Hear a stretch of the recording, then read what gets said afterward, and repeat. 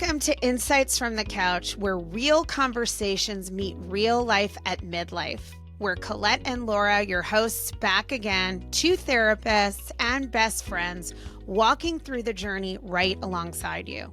Whether you're feeling stuck, restless, or just unsure of what comes next, this is the space for honest conversations, messy truths, and meaningful change. And if you find yourself nodding along, you have questions, join our free community at insightsfromthecouch.org. It's called The Chat. This is where we keep these conversations going and where women like you and us are finding clarity, momentum, and connection. All right, let's dive in. I'm tempted as I tee up this episode to start singing, "You're so vain. You probably think this song is about you." But that would be about my ex-husband, and that's not what we're here to talk about today. It's not this episode. So what we are here to talk about today is coming to terms with aging at midlife and how toxic vanity can derail your happiness.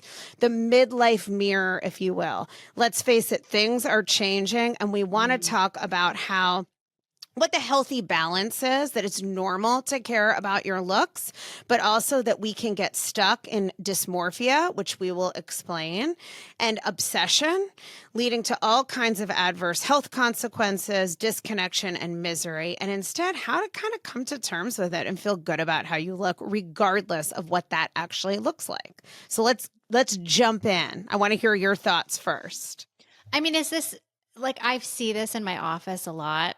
Yeah. I see all kinds of dysmorphia. Like we use that term, we're throwing it around a little bit casually, but there are people who will literally have a migrating obsession about Okay, but before you body. go on, I'm sorry to interrupt you, but go ahead and define it for our listeners, because not everybody knows what dysmorphia is. True body it's a clinical dysmorphia is like kind of a permutation in my mind of like an obsessive compulsive way of thinking that gets applied towards the body, where you really have a very distorted belief around part or parts of your body. I typically see it migrate. So if one, and there you can often be like an obsession with like plastic surgery, but it can be dieting and all sorts of things. And when one part of the body gets like dealt with or addressed, it just tends to jump to another part of the body. Right. And so there's really a constant focus on self and perfecting the self, and that you can't really participate in life. This is where it gets really hard, where it's like you can't really participate in life unless and until these things get addressed. Yeah. Obsession with it. Yeah. And I want to add to that people, when we're talking about vanity and whether it's body, obsessing over wrinkles, feeling overweight, that many women, and I think this is a big part of what we're honing in on today, experience subclinical dysmorphia. Yes. So it's not quite a pathological diagnosis, just to get this back to real terms. It's really fixating on perceived flaws that other people probably don't notice or barely notice or don't care about. And it's fascinating to me how many friends, clients, people I interact with who are stunningly gorgeous, and they are obsessed with the fact that, you know, they have this one spot on their face. Now, in a minute, I want to get into like where my thing is. Like, I do think we notice our own stuff more, and that's normal. But let me just give you one stat before we go further, because I find this fascinating. Where is it? I want to read it exactly as is. Okay. According to a 2021 AARP study, unless you feel like AARP is for people who are too old, it applies. They just did the us, study. Right? We're not saying we're all that age. But literally, almost 70% of women over 40 report feeling invisible in public spaces. Ugh. Yeah. So I've had this. I mean, I'm getting that. I get to see this played out in full force with my daughter. Because my daughter is 22, probably at like the height of her like stunning youth, and she's quite beautiful. You have some beautiful daughters as well, so you get to feel this too. And I get to watch men my age, all ages, just stare at her, stare a hole through her. And I'm like, oh, wow. Like I have like aged out. Yeah, you don't even freaking I told you I just experienced this in Yes. Delray and like insane. I even said to my husband when I was 21 and I was in that fertile when I was the most beautiful technically objectively I'd ever be. I don't remember 52-year-old men hitting on me. So You we just were weren't tuned in.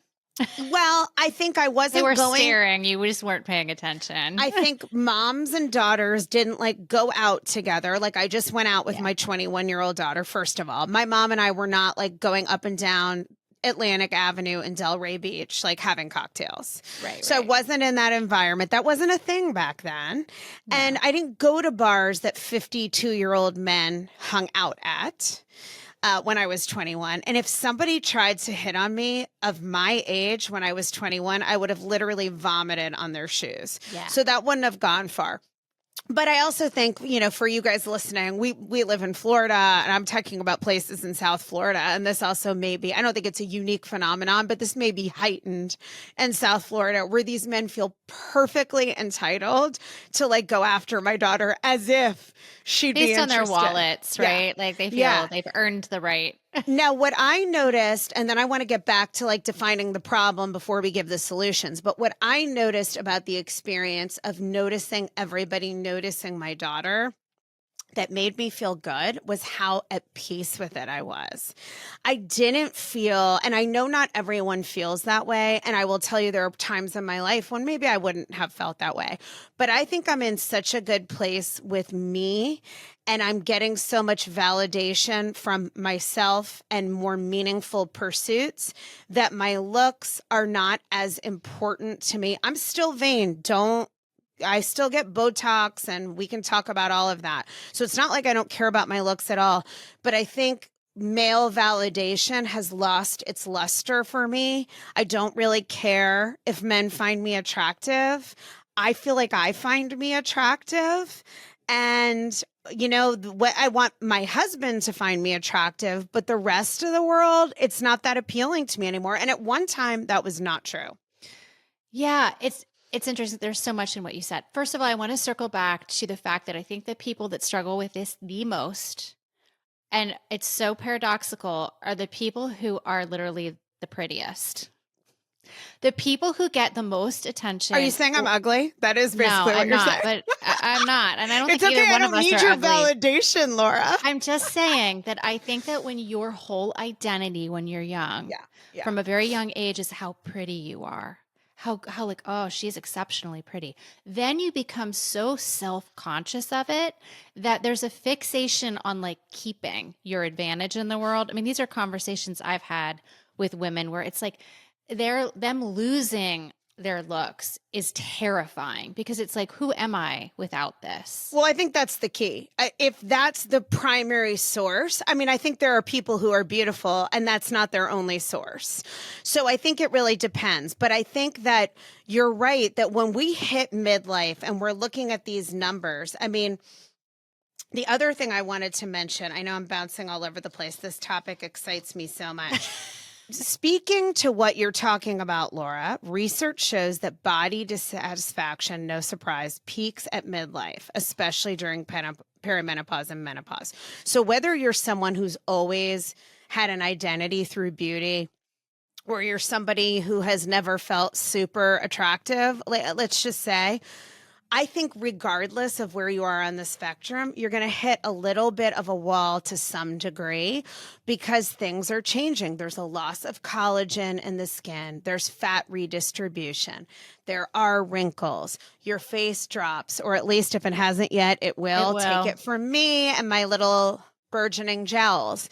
It is that moment where you look in the mirror, what we're calling the midlife mirror, and you go, oh, wait. Who's that old lady? Oh shit, that's fucking me. And you're like, who? I still feel 25 inside of myself. Yeah.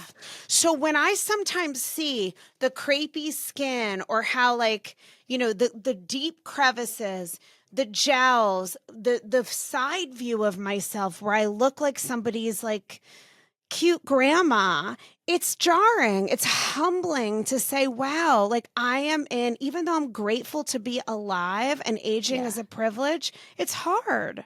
Yeah, no, you're absolutely right. And I've had a couple of these moments myself where I'm just like, shit, like time is like passing through me, like, and I just do not look the same.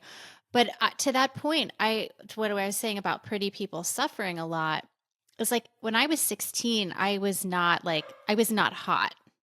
Like I was never like the hot girl.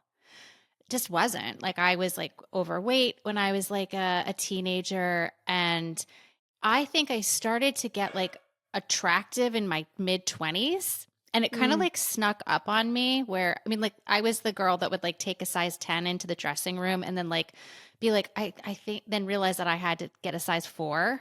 Like mm, I was so disconnected to like how I had like transformed. And it served me because for some reason I never attached to my looks. Like I just didn't blend with my looks in a way. And I just never thought that that was the best thing about me. I never thought mm. like this is my own experience. I didn't get hit on a lot. It was I became friends with people and then they would decide they liked me or I liked them, but it was never like I never got like chased by men in the way I see my daughter get chased by men.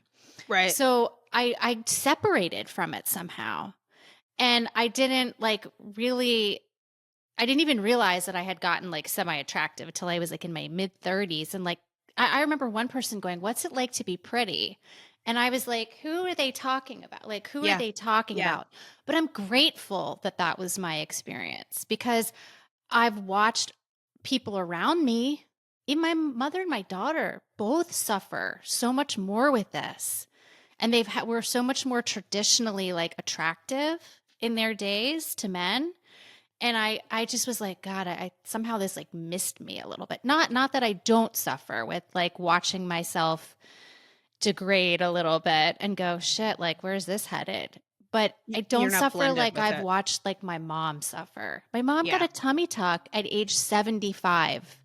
And we still routinely talk to her about, she talks all the time about getting a breast reduction Yeah, it's the ideation is still there, even though the phase of constantly. life where it matters has shifted. It's Yeah. in here. Yeah. I can't See, Laura, imagine being fixated on that at that age. me neither, but I think lots of people are. And it's interesting listening to you because I had a similar trajectory in a way, maybe a little bit earlier when I feel like I became or I glowed up, but I had the opposite reaction to it. I grew up in this environment where my perception was I was very ugly duckling during the middle school time, like really not attractive. Everything was going wrong all at once. And I went through puberty very early. I also didn't look like most of my close friends. And I perceived everyone around me in my little sheltered environment to be rail thin, blonde, and beautiful in a very traditionally American, almost generic sort of way, right? Like blue eyes, little features, very, very thin. I had like big features and big boobs and hips, and also a big personality to go with it. And so I was very much the ugly duckling, and I felt I wanted what they had. I wanted entree to that sort of, I mean, I don't at all now, but as a young person, it was othering for me. Yeah. So I felt that when I got attractive and I noticed men responding to me as if I was attractive, I was like thrilled and I really leaned into it. It was like coming down on Christmas morning and seeing every toy you ever wanted under the tree. And I got really preoccupied with it. And I think there were years in my life when I was young when it was a sport for me to find the hardest to conquer man and like use my charisma and looks to like rope him in. Now, in the end, I learned not quickly enough, but rather quickly, fortunately, years ago, that that was a thankless task because then you end up with this emotionally unavailable douchebag who makes your life hell. But when you have a younger part of self running the show, that's what happens. So it's been a journey for me of like, wanting to be considered conventionally attractive so much and feeling left out, then feeling like I had a phase of life where people found me conventionally attractive and realizing, interestingly, that it was relatively empty and didn't bring me any joy or happiness, and cycling out of that back into, okay, I want to look good, but I want to look good primarily for me. Yeah. If I feel like I look good, then I feel more confident. Then I wake up with a pep in my step. I want to look nice in my outfit and feel like I'm going into the world, but it has nothing to do with men anymore. I'm really like dressing for me. I'm doing whatever I'm doing, which is just Botox. And even that I'm phasing out of now, not getting rid of altogether, but phasing out of for me and how I feel inside, and realizing that if my validation comes from others, I'm always hitched to someone else's This is speedboat, speedboat. I love and I don't that. want to be in that position. Yeah, I co-sign everything you said. I just can't be on that journey that I watch other women be on. Like, first of all, I'm like a scared little baby, so I can't get Botox. Like I can't. I have a hard time getting my eyebrows waxed. This is like I don't I know if don't I've even said get this. my eyebrows waxed. I like hate I it. don't even do And that. but I do it because they get look messy every once in a while. But I can't voluntarily get a surgery. Like I'm not built that way. Like I'm gonna have to be bleeding out to be like going in Yeah. for surgery. Yeah. And listen, no, I'm with you on the surgery thing. I've been doing Botox since my mid 30s. My dad's a dermatologist, as a lot of you guys know. So for me, I was able to get it free. And I have the kind of face, I have a huge forehead. And I hold wrinkles in the same pattern, it tends to be genetic, as my father. Like when I look at my father's face, he's about to turn 80 and obviously hasn't been doing stuff.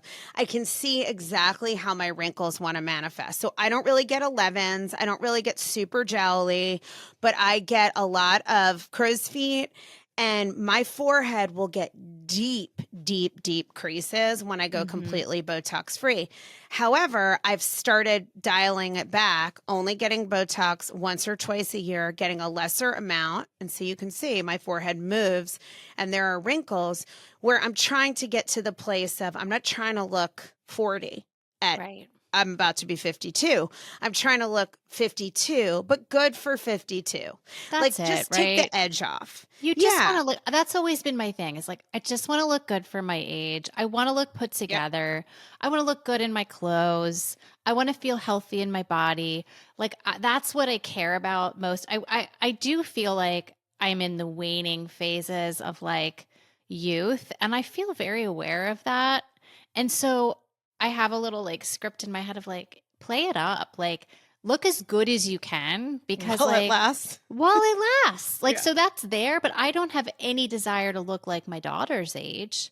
I think that's where women start to go really wrong, is where they're clinging to youthfulness I in a agree. really unrealistic way. I agree. And listen, no shame here, whatever your take is on these things. We are not saying it's bad to do procedures. I am a big believer in whatever makes you feel good about Totally. you is what you should do. I think that's very different for everyone. And I think it's important to say that definitively.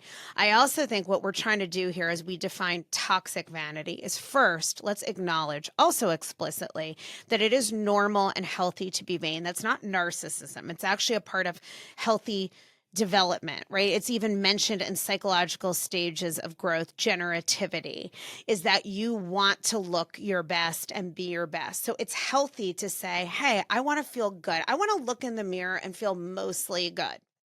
We all have those humbling moments when we're not thrilled. But vanity becomes toxic when it's a mask for deeper shame or disconnection, and when your entire source of self worth is coming from other people and other sources. We're not saying never care. There are people out there. I mean, I think I told you about, I might have even talked about on the podcast, that I once went to this dinner with a bunch of women, and I said how freeing I found it to be that men were no longer looking at me. Like it just feels like that whole Yeah. phase is over. And in fact, if a man is sort of flirting with me, I'm shocked. And Yeah. I'm like, Yeah. Yeah. Yeah. oh, but I don't really care. But other women had very different experiences and said they felt a lot of grief and loss. And I want to Mm. really honor that because I get it. And I think there was a phase in life where I might have felt that too. There's a variety of reasons I don't. We want to get to the place, though, where we can appropriately acknowledge and feel the feelings that come with the phase of life. I mean, I'm already through menopause. Like, reproductively, no man is supposed to really want to look at me. It's not really the natural. I mean, I'm just Order being of honest. If you things. look at it Yeah. scientifically, your daughter and my daughters They're are fertile they're myrtles. they are in the height of reproductivity. So in a way, I can't bash these men that I was bashing who are 52 and like trying to hit on my daughter, where I'm like, ew, scumbag, get away. She will never look at you. Yeah. Like, you're almost like feel like a pedophile to me.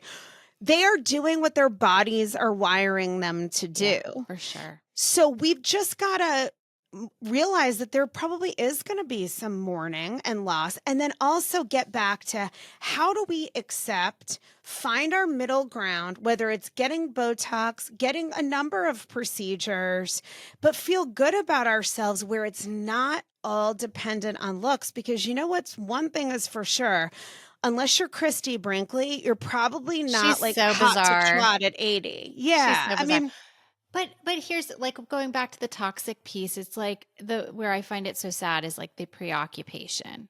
It's that yeah, I can't go out because I don't like the way I look in my clothes, or I don't feel good, so I can't participate in life, which becomes like a really negative cycle. I And agree. I mean, I think it goes back to your point about like your self-esteem at this point and your validations coming from like really unique places that you've generated on your own. Yes. And this is a place that tends to stagnate for women at this phase. They've pressed the same buttons over and over, and those buttons like don't work anymore.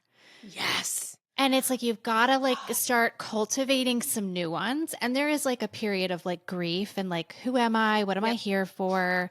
What do I do now? But I just, to this point, I remember reading some article and it just hit me like, yes, like this is it.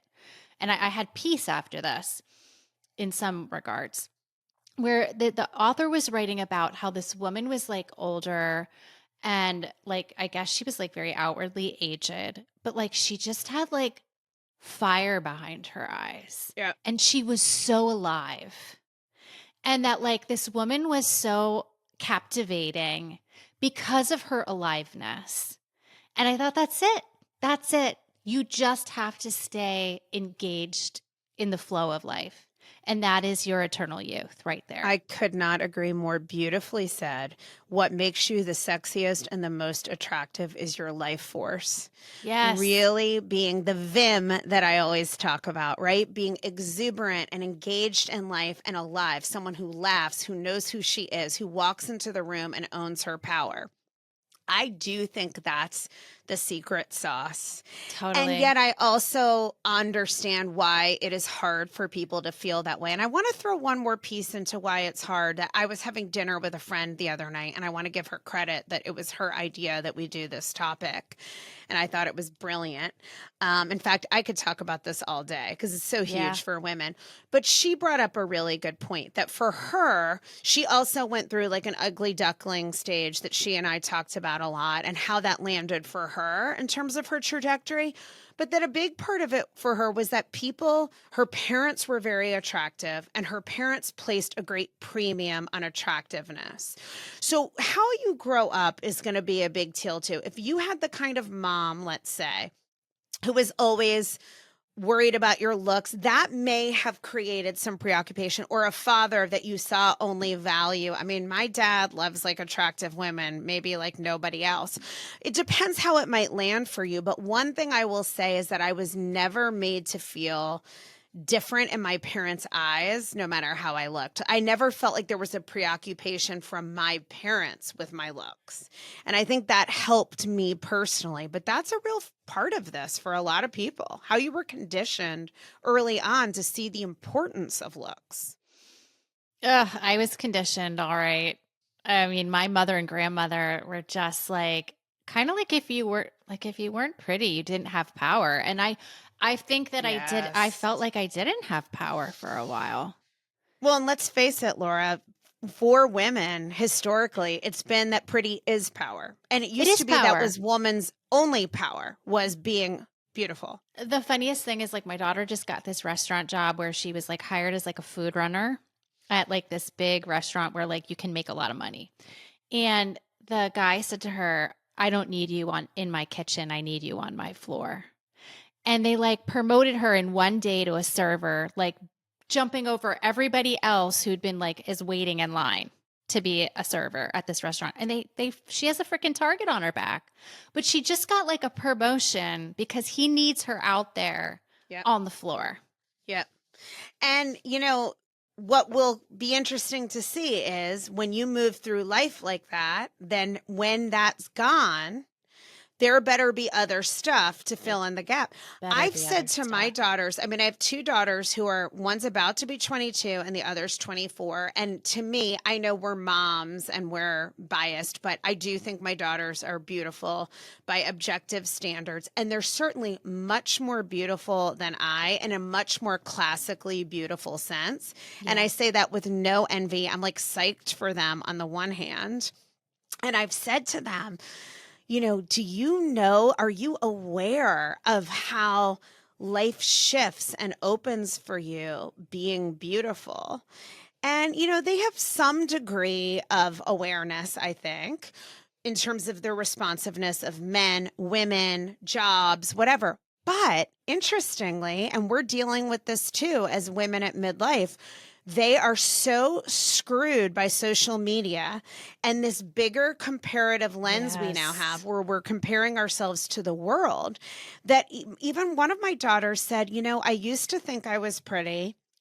But then, and this is not a girl with a confidence problem, okay? She said, but then I look on social media and there's so many girls who just look like supermodels. She goes, I realize I'm just sort of average. This is the distortion that social media is giving us, not to mention that images are filtered.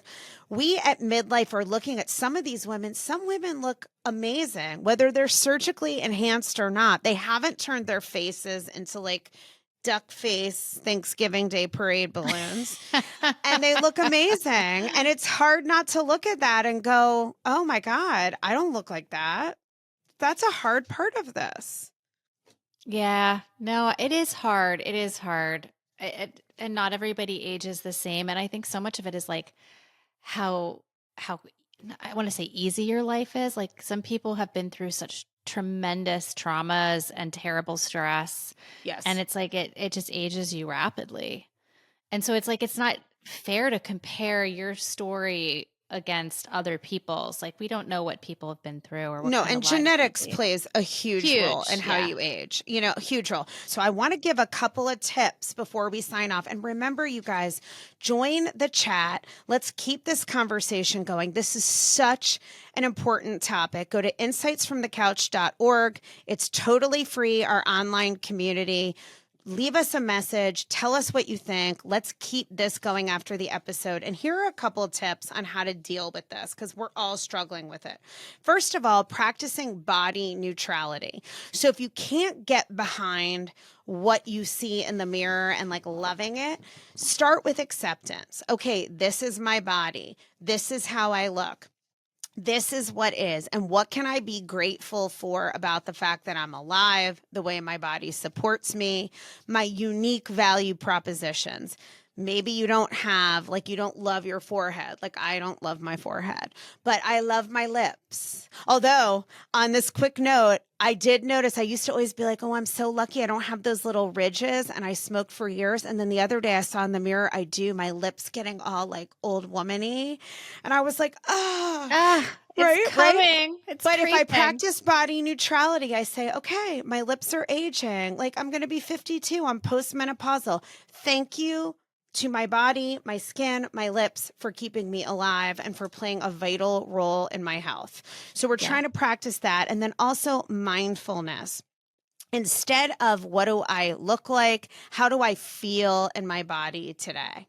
Mm-hmm. And instead of a lot of time in the mirror or a lot of time on social media and preoccupation, starting to go, okay, what am I proud of? What do I feel good about? And making this a more internal proposition. Yeah, and I just want to say, like, when I like had like a health scare, I think I remember telling you this. I suddenly had such a sharp perspective change and was like, "Oh my God, like why am I hard on this body? Like, thank fucking God that Right. this like," and I just looked like I loved the whole thing. I was like, "I'll take it. Just like I'll keep it. Like it's perfect." I mean, it's just like you need a little perspective shift sometimes to be like, "What am I complaining about?" I agree. I So think that anyone helped. I who's mean, gone through cancer or anything yes. life threatening, all of a sudden, what's really important shifts Yes. powerfully. And we don't want to have to rely on something horrible like that to give us the shift if possible. And I just want to say one more quick part is that, as therapists, we're big on parts work, but to get curious and have a better relationship with yourself around this.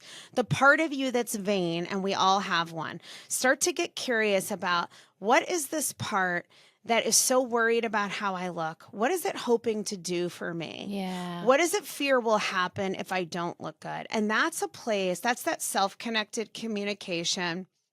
And that's the place of, okay, even if it's hard to accept I'm aging, there's a part of me that's really worried about this for some reason. And maybe we can reassure that part that you have value and worth without perfect looks at every age if we're in communication. Yeah, I love that. And finally, let's just wrap this up with focus on your life force. You Yes. cannot like be joyful and alive and hate yourself. I Yes. tell my mom all the time, I'm like, just go to Italy and wear a muumuu. Oh my Like, God. go, Sign me like, up. spend the money you would do and like just go to Italy and like Yeah. enjoy the sensual quality of life. So, Uh, like, focus yes. on life force and it'll help. I agree. I agree. Oh my Yeah. God, what a beautiful way to end it. When you said go to Italy and wear a muumuu, I'm like already on Yeah. the Yeah. plane. When I'm All right, you 78, I'm going guys, to be I in a know. muumuu in I, Italy. I I'm going to promise. be I on a will not be muumuu worried and about my body. I'm not waiting till 78. I'm going Eating next week. pasta and Yes, drinking wine. yes, stuffing our faces. Okay, I can't wait. So, you guys, thank you so much for listening. And again, join the chat, our online community, the free resource to keep these conversations going. And as always, we hope you got some insights from our couch, and we'll see you next time. All right. Bye, guys.